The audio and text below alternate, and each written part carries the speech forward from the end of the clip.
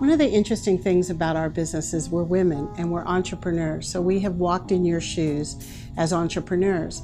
We're not necessarily only working with women, but we certainly have a strong set of experience working with women startups and women business owners.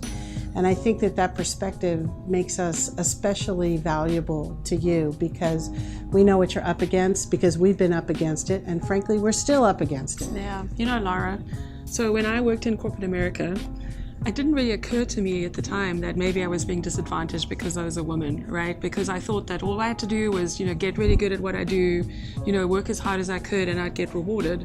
And it wasn't always obvious to me whether that worked or not. But now in retrospect, since I've been a business owner for the last sort of 10 or so years, I think I have a much better understanding of how the playing field isn't equal for women. It is a challenge, although I have to say, for me, I just plow ahead. But I have seen in my practice and in my dealings with other law firms, other business owners, investors, that there is a unique element to being female and being part of any kind of business industry.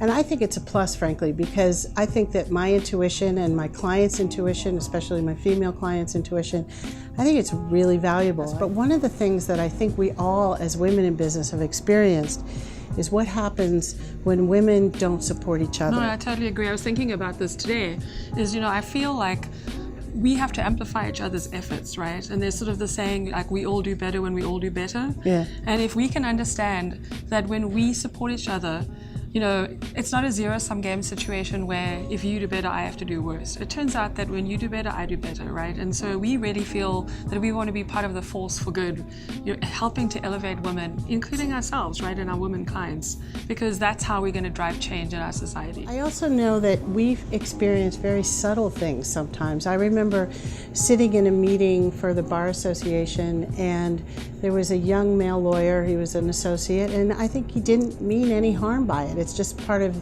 the way guys are raised, right? That he was talking with his chair and his back to me the whole time. And frankly, I couldn't hear him, for starters, but two, it was disrespectful. I don't think he even thought about it, but one of these subtle things was me. I've been in practice for 30 years. I feel like I'm an expert in my field. I think my clients think I'm an expert in my field.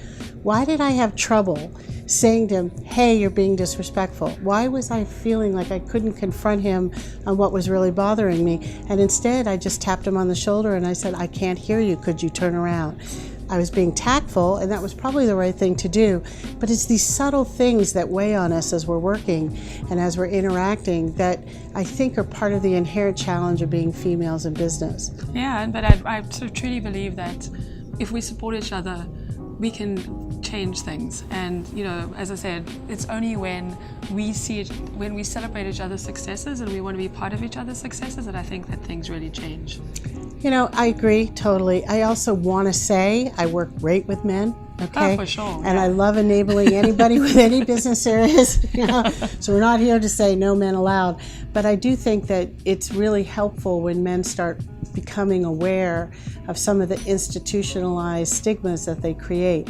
And I think that that is something that we all need to work together on, male or female.